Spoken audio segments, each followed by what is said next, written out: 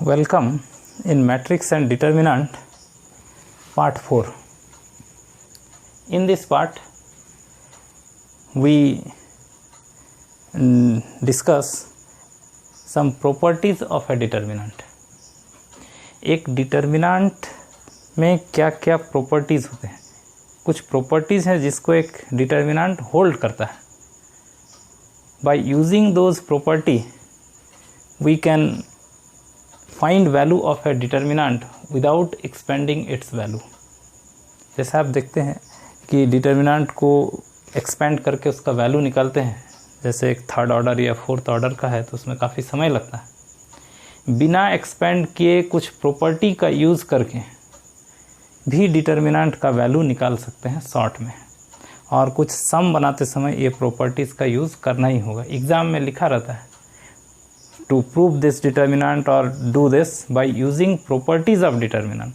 तो आपको डिटर्मिनेंट का प्रॉपर्टी यूज़ करके ही उस सवाल को बनाना है.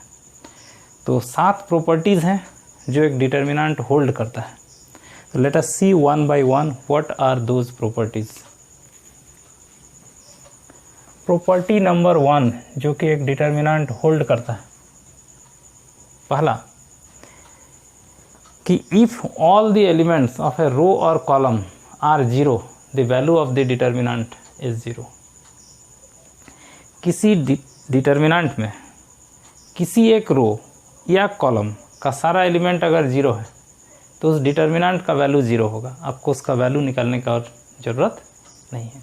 जैसे एक डिटर्मिनेंट हम लिख रहे हैं 5 3 6 0 0 0 3 2 1.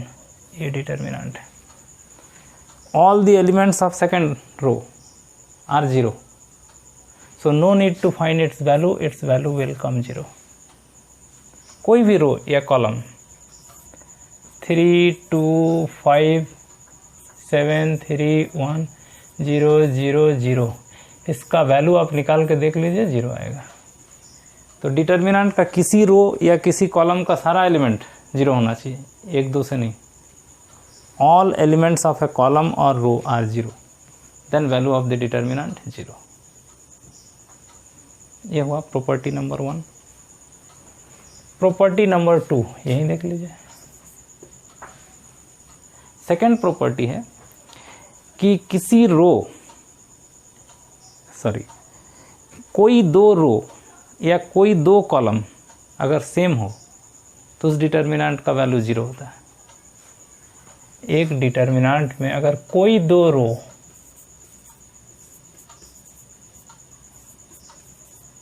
जैसे ये जो डिटर्मिनेंट है इसमें रो सेकंड और रो थर्ड सेम है, देखिए इस तरह का कोई दो रो का सारा एलिमेंट अगर सेम है तो इसका वैल्यू निकालने की ज़रूरत नहीं है, जीरो होगा. उसी तरह से कोई दो कॉलम भी अगर सेम है तो भी उसका वैल्यू जीरो होगा. जैसे मान लो ऐसा है 5 1 3 6 2, इसको भी कर लीजिए 5 6 2. इसमें देखिए first column second column same है तो इसका वैल्यू आप निकालिएगा तो जीरो आएगा. अगर कोई दो रो या कोई दो कॉलम सेम है तो उस डिटर्मिनेंट का वैल्यू निकालने की ज़रूरत नहीं, वो सीधा जीरो ही आएगा. इसका है ना, ठीक. Property number 3, if we interchange rows into columns and columns into rows the value of the determinant remain same. एक डिटर्मिनेंट का अगर रो को कॉलम में और कॉलम को रो में चेंज कर दें तो डिटर्मिनेंट का वैल्यू में कोई चेंज नहीं होगा, डिटर्मिनेंट का वैल्यू सेम रहेगा. जैसे एक डिटर्मिनेंट लिख रहे हैं, देखिए A1 B1 C1 A2 B2 C2 A3 B3 C3. ये एक डिटर्मिनेंट है. इसका कोई दो इसका सारा रो को अगर कॉलम में चेंज कर दें और कॉलम को ऑटोमेटिकली कॉलम रो में चेंज हो जाएगा. अरे देखिए ये फर्स्ट रो है ना, इसको फर्स्ट कॉलम में लिख दीजिए, समझे. सेकेंड रो को सेकेंड कॉलम में लिख दीजिए और थर्ड रो को थर्ड कॉलम में लिख दीजिए। क्या किया इसमें, सारा रो को कॉलम में चेंज कर दिया, तो कॉलम ऑटोमेटिकली रो में चेंज हो गया। देखिए ये कॉलम जो है वो रो में चला गया, ये सेकंड कॉलम सेकंड रो में चला गया। तो ये दोनों डिटर्मिनेंट का वैल्यू सेम ही रहेगा, उसका वैल्यू में कोई चेंज नहीं होगा। If we interchange rows and columns the value of the determinant remain same. ये हो गया प्रॉपर्टी नंबर 3। अब प्रॉपर्टी नंबर 4 देखिए, सारा रो को अगर कॉलम में चेंज कर दें, ऑटोमेटिकली कॉलम चेंज हो जाएगा रो में, तो डिटर्मिनेंट का वैल्यू सेम रहेगा। अगर कोई दो रो या कोई दो कॉलम को चेंज कर दें, इंटरचेंज कर दें, तो भी डिटर्मिनेंट का वैल्यू सेम रहेगा, उसका खाली साइन चेंज होगा। If we interchange any two rows और any two column, the value of the determinant remain same but sign change, उसका साइन बदल जाएगा। जरा इसको देखिए तब समझ में आएगा। A1 B1 C1, A2 B2 C2, A3 B3 C3, ये एक डिटर्मिनेंट है। कोई दो रो या कोई दो कॉलम को इंटरचेंज कर दीजिए। चलिए ये पहला और तीसरा को इंटरचेंज कर लीजिए। इंटरचेंज मतलब इसको इधर ले आइए, इसको उधर ले जाइए। ये थर्ड रो को फर्स्ट रो में ले आते हैं और फर्स्ट रो को थर्ड रो में, ऐसा। ये हुआ फर्स्ट रो और थर्ड रो का इंटरचेंज। इस तरह से कोई दो रो को अगर इंटरचेंज करते हैं, माने इसके जगह पर ये और इसके जगह पर ये और इसके जगह पर ये, और बीच वाला एज इट इज रहेगा, तो ये दोनों डिटर्मिनेंट का वैल्यू, इसका वैल्यू और इसका वैल्यू सेम रहेगा, लेकिन एक माइनस साइन आ जाएगा। जैसे इसका वैल्यू अगर 5 आ रहा है तो इसका आएगा -5। वैल्यू सेम होगा लेकिन साइन चेंज होगा। उसी तरह से जैसे दो रो को इंटरचेंज किए ना, कोई दो कॉलम को भी अगर इंटरचेंज करें तो वैल्यू सेम रहेगा, साइन चेंज हो जाएगा। ये है प्रॉपर्टी नंबर 4। तो देखिए ये एक बार इंटरचेंज किए तो साइन माइनस हुआ, एक बार अगर फिर कोई दो को इंटरचेंज कर देंगे, रो को या कॉलम को, तो फिर से माइनस होगा, तो माइनस माइनस फिर प्लस हो जाएगा। ये चीज़ भी देखिएगा, दो बार अगर इंटरचेंज कर देते हैं तो फिर माइनस माइनस प्लस होगा। जैसे फिर से मान लीजिए सेकेंड रो और थर्ड रो को इंटरचेंज कर दें नेक्स्ट, तो फिर एक माइनस आएगा और माइनस माइनस ये प्लस हो जाएगा। तो ये है प्रॉपर्टी नंबर 4। प्रॉपर्टी नंबर 5 देखिए आप।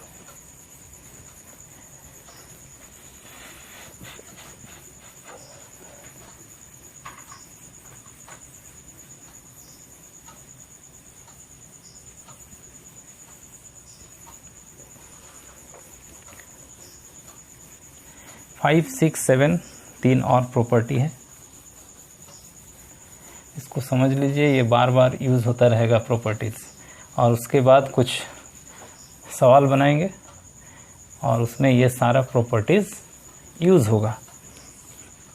प्रॉपर्टी नंबर 5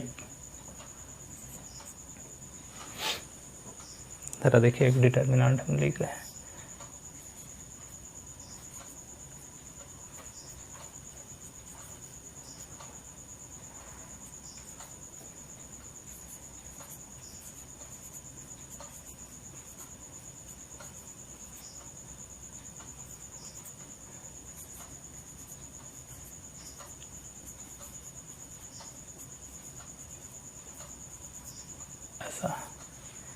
इस डिटर्मिनेंट में ये जो सेकंड कॉलम है, सेकंड कॉलम के सारे एलिमेंट में 3 टर्म है, 1 2 3, 1 2 3, ऐसे 3 3 का सम है। 2 का भी हो सकता है, 4 का भी हो सकता है।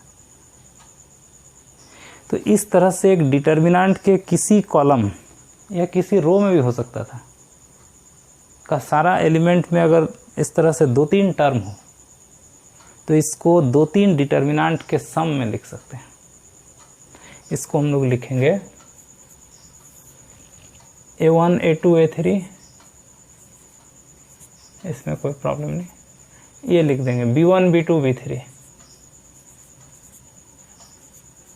और यहाँ होगा C1 C2 C3, ये एक डिटर्मिनेंट बनेगा, प्लस फिर से ये A1 A2 A3, ये वाला लिखेंगे D1 D2 D3,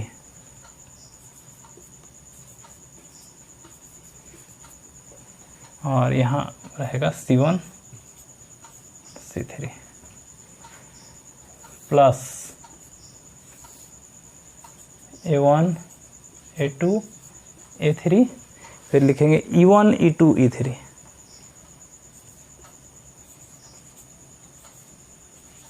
और यहाँ लिखेंगे वही C1 C2 C3।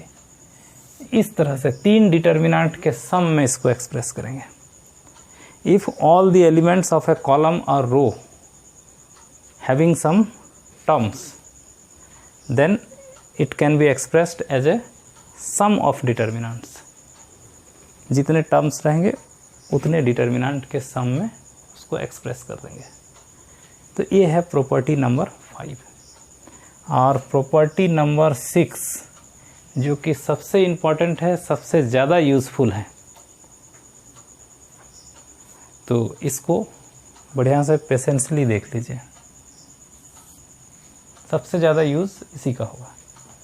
एक डिटर्मिनेंट लिख रहे हैं A1 B1 C1, A2 B2 C2, B3 C3, एक डिटर्मिनेंट है। एक डिटर्मिनेंट के किसी रो लीजिए या तो कॉलम के हर एक एलिमेंट को अगर एक कांस्टेंट से मल्टीप्लाई कर लें और एक दूसरा रो या कॉलम में ऐड कर दें तो डिटर्मिनेंट के वैल्यू में कोई चेंज नहीं होता है। क्या बोल रहे हैं? If all the elements of a row or column of a determinant are multiplied by a constant and added to the corresponding elements of any other row or column, the value of the determinant remain same. जरा देखिए तो समझ में आएगा। कह रहे हैं कि किसी रो या कॉलम के हर एक एलिमेंट को एक कांस्टेंट से मल्टीप्लाई करके किसी दूसरा रो या कॉलम में अगर ऐड कर देते हैं तो उसका वैल्यू में कोई अंतर नहीं पड़ेगा। ज़रा देखिए, हम ये सेकंड कॉलम लेते हैं। ये सेकंड कॉलम को एक कांस्टेंट से मल्टीप्लाई करके ये थर्ड कॉलम में ऐड कर देते हैं। ज़रा देखिए क्या कर रहे हैं हम लोग। यहाँ देखिए, ये फर्स्ट कॉलम को तो एज इट इज़ रखिए,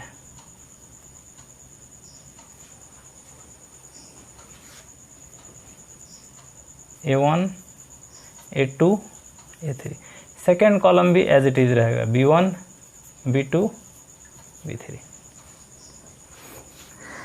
ये सेकेंड कॉलम के हर एक एलिमेंट को एक कांस्टेंट K से मल्टीप्लाई कीजिए और थर्ड कॉलम में ऐड कर दीजिए। जैसे ये थर्ड कॉलम है ना, C1 C2 C3, ये सब को K से मल्टीप्लाई करके इसमें ऐड कीजिए। K B1 K B2 K B3, ऐसा। तो इस डिटर्मिनेंट का वैल्यू और इस डिटर्मिनेंट का वैल्यू सेम रहेगा, वैल्यू में कोई अंतर नहीं पड़ेगा। इसको ऐसा यह जगह इसीलिए हम छोड़े। क्या काम किए, ये जो सेकंड कॉलम है, सेकंड कॉलम को हम लोग C2 लिखते हैं, इसको K से मल्टीप्लाई किए और ऐड कर दिए किसके साथ, थर्ड कॉलम के एलिमेंट के साथ, और लिखे कहाँ, थर्ड कॉलम में। तो उसको हम लोग एरो देके ऐसे C3 लिखेंगे। It means elements of second columns are multiplied by K added to third column and retain in place of third column. तो इस तरह से सिंबल यूज़ करते हैं इंडिकेट करने के लिए कि हमने क्या किया, और ये काम करने से डिटर्मिनेंट के वैल्यू में कोई अंतर नहीं पड़ता। ये डिटर्मिनेंट का प्रॉपर्टीज़ है, ये होल्ड करता है डिटर्मिनेंट। एक दूसरा कुछ यूज़ कर रहे हैं, देखिए ऐसा करते हैं, फर्स्ट रो और सेकंड रो को ऐड करते हैं। फर्स्ट रो को k से मल्टीप्लाई करके सेकंड रो में ऐड करते हैं और सेकंड रो के जगह पर लिखते हैं। ये काम करते हैं, फर्स्ट रो को k से मल्टीप्लाई कर देते हैं और सेकंड रो के साथ ऐड करते हैं और इसको लिखते हैं सेकंड रो के जगह पर। इतना काम कीजिए। एक रो के हर एक एलिमेंट को एक कांस्टेंट से मल्टीप्लाई करके दूसरा रो में ऐड कर सकते हैं, तो डिटर्मिनेंट के वैल्यू में कोई चेंज नहीं होगा। इतना करने से इस डिटर्मिनेंट का वैल्यू और ये जो लिखेंगे इसका वैल्यू सेम ही रहेगा। लिखना कहाँ है? R2 में, तो R1 में कोई चेंज नहीं होगा। A1 B1 C1 as it is रहेगा।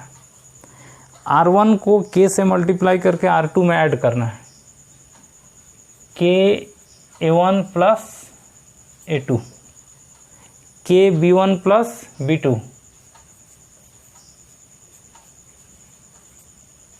K C1 plus C2। इस तरह से फर्स्ट रो के हर एक एलिमेंट को K से मल्टीप्लाई करके सेकंड रो के एलिमेंट के साथ जोड़ दिए। Third row as it is रहेगा, A3 B3 C3। तो इस डिटर्मिनेंट का वैल्यू और इस डिटर्मिनेंट का वैल्यू सेम रहेगा, वैल्यू में कोई अंतर नहीं पड़ेगा। तो ये है आपका प्रॉपर्टी नंबर 6। इसमें जो खास बात एक है, देखिए K से सेकंड कॉलम को मल्टीप्लाई करके थर्ड कॉलम में ऐड किया और थर्ड कॉलम के जगह पर लिख दिए, तो उसका वैल्यू में कोई अंतर नहीं पड़ा, दोनों इक्वल ही रहा। K के जगह पर अगर माइनस K ले लें तो यहाँ बीच में साइन टू माइनस हो जाएगा, नहीं। तो किसी रो या कॉलम के हर एक एलिमेंट को किसी कांस्टेंट से मल्टीप्लाई करके अगर किसी दूसरे रो या कॉलम में ऐड करते हैं तो कोई अंतर नहीं पड़ता है, सब्ट्रैक्ट करने से भी कोई अंतर नहीं पड़ेगा। अगर K की जगह पर माइनस K ले लें तो सब्ट्रैक्ट ही तो हो जाएगा।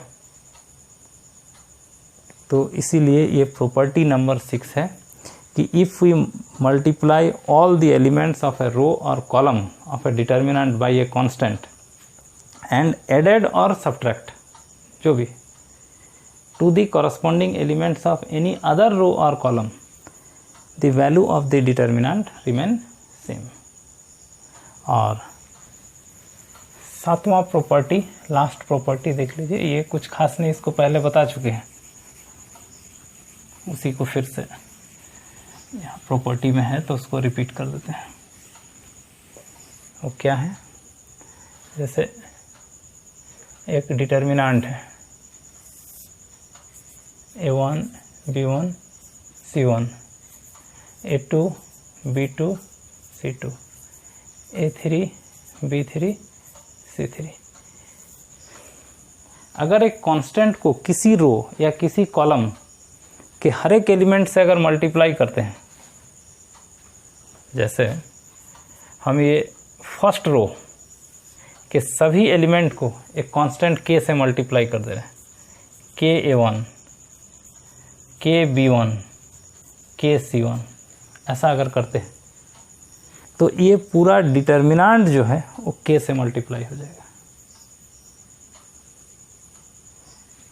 K से किसी रो या कॉलम के सारे एलिमेंट को मल्टीप्लाई करने का मतलब है वो पूरा डिटर्मिनेंट जो है वो K से मल्टीप्लाई हो जाएगा, माने ये K इंटू हो जाएगा ये। और यहाँ रख देते हैं A2 B2 C2, A3 B3 C3। इस तरह से कांस्टेंट से मल्टीप्लाई करना मतलब किसी रो, इस यहाँ भी मल्टीप्लाई हो सकता था, यहाँ भी हो सकता था, कॉलम में भी हो सकता था, रो के सारा एलिमेंट में मल्टीप्लाई होगा। या वही की बात है, K को कॉमन ले लेंगे तो K आगे आगे जाएगा।